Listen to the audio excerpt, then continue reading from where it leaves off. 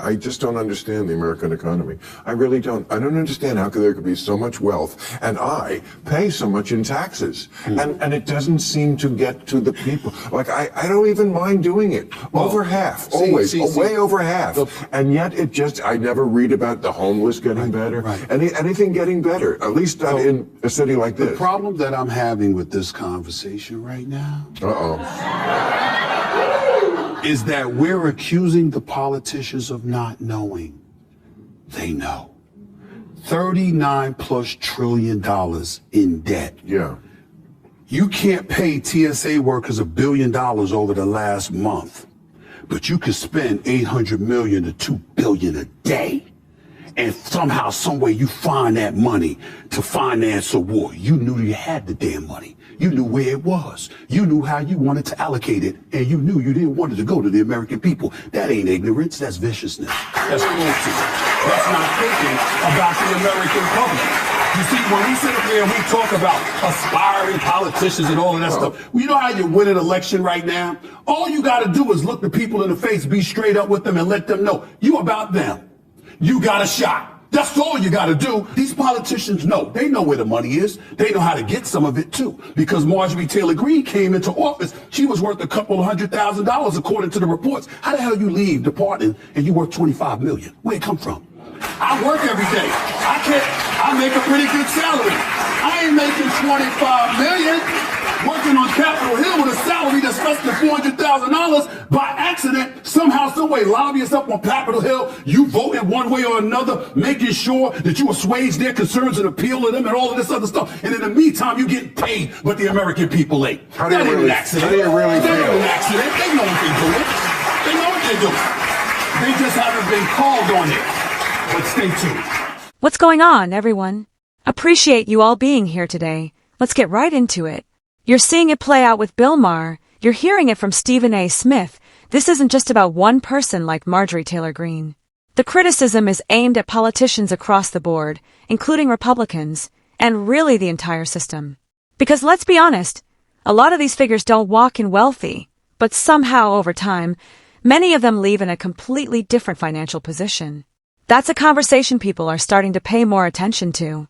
Maher even pointed out how only one Democratic senator showed up, which says a lot on its own. There's still plenty to unpack here, and we're just getting started. If you're following along, make sure to like. There was one viewpoint that came out after she started this war with Iran. I mean, there's one guy, John Fetterman, who I can think of, who was dissented from the Democratic Party line. Is that really the case, that really there's only one person in the whole party who thinks differently? You all miraculously came to the exact same conclusion about Iran? I think it's different than that because, I'm a former CIA officer. I did 3 tours in Iraq. And so I have no love lost for the Iranian government. The Iranian leadership, killed friends of mine with rockets and mortars and IEDs. But that's different from just running headlong into a war without being able to articulate your goals and how you're going to get out of it. That's the Democratic talking point I hear all the time, and I don't know if it's true. I think they were planning to say that, whether he did it or not, and then he did it, and they just kept saying it, even though they did say many times, okay, we found out that they're very close to the bomb. I mean, that's what came out in the negotiations, that they were bragging that they were like weeks away from having enough to make 11 bombs. Yeah, It's pretty clear. But look, I can say very openly, as a national security person, we have for sure degraded their nuclear capabilities, for sure degraded their ballistic missile capabilities, important things in terms of the Iranian government. But until the Strait of Hormuz is open, you literally just can't say that we've won this war when another country has a veto over what ship goes in and out. So I don't think it's. No, but it's a month old. It's a month old, but we're sending in ground troops into that theater. Ooh, we're not there yet, but yeah. Well, they're moving into the Middle East. They're not on the ground yet. Yes. Okay, but he's announced that. The real issue, as I see it, is that Democrats are part of this entire situation. Even though I'll admit, this woman shifting the goalposts and then having to justify it said a lot. She didn't push back on Bill Maher at all, and that silence stood out. And honestly, it feels like he's one of the only media figures willing to sit across from people and actually challenge them directly. Meanwhile, You've got politicians and major media voices repeating the same line over and over, that there's no plan, no strategy, nothing in place. But that claim doesn't really hold up when you think about how things actually work. Major operations, especially involving the military, don't just happen overnight. They involve months of preparation, coordination, and structured planning. Anyone familiar with that process knows there's always a strategy behind it. So when people keep repeating there's no plan, it starts to sound less like analysis and more like a scripted talking point. And when the same message keeps echoing across different voices, it raises questions about whether the goal is informing the public or shaping perception. That's where the bigger concern comes in. In a highly charged political environment, narratives can quickly take over, and the focus shifts from understanding what's really happening to pushing messages that benefit one side or the other. At the end of the day, it becomes less about Like, I see so many people are upset about him building a ballroom. I could give a fuck. I don't Well, give I a shit give a about fuck his because fucking we're paying ball. for it, whether you No, voted we're for him not. or not. No, we're not paying for it. It's private. First of all, even if we did, you Well, it's could already not. bulldozed, so any time you And- spend burning up about it, it's already happened. You have to decide what are you going to do in response to it. And it's like not the thing I want to concentrate on. Okay, There's so that's the many point. bigger things That's the that are consequential that I don't like him doing. And they tried to gin everybody up about, well, they're knocking down the White House. They've changed the White House before, and the White House does actually need a ballroom. You know, we're a big country. We were having state dinners and people were like in under a tent. I've had better parties than that. So I'm not, but I still do think you have to choose your battles. You have to pick what you get upset. Yes, so yeah, she couldn't push back on it. Plain and simple. And once again, Bill Maher steps in and does what he's known for.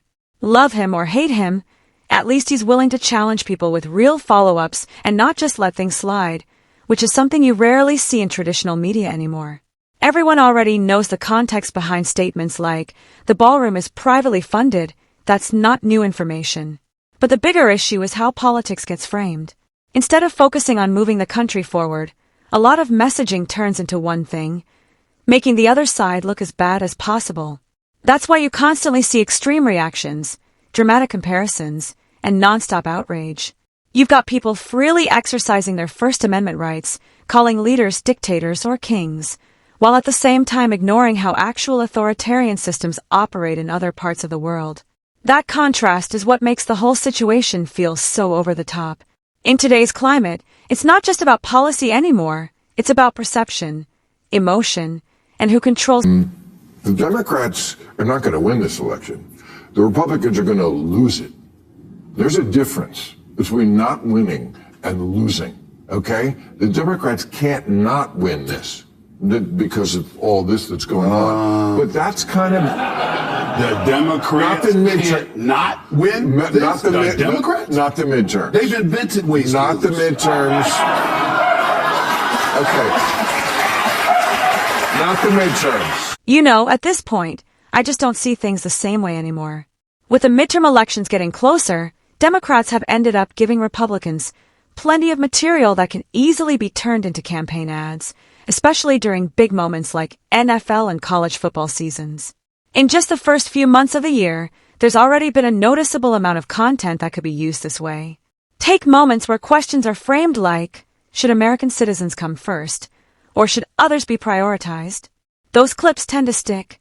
During the State of the Union, for example, it felt like only a small number of people openly supported the Democratic position. Some ads even point to government shutdowns over the past several months to reinforce that narrative. That said, I don't agree with the idea that Democrats have no chance of winning. There's still a lot that can change, and there's definitely work that needs to be done moving forward, something we'll continue to talk about here. Conversations about the right direction are happening everywhere, and they're only going to grow. As the first quarter wraps up, if conditions in the country keep improving into the next, it could shape a very different outlook. The second quarter is just beginning, and momentum, on all sides, will matter. At the same time, Democrats may continue to face criticism, and those moments often turn into talking points or even humor in political messaging. What do you think about all of this? Share your thoughts in the comments, And don't forget to like,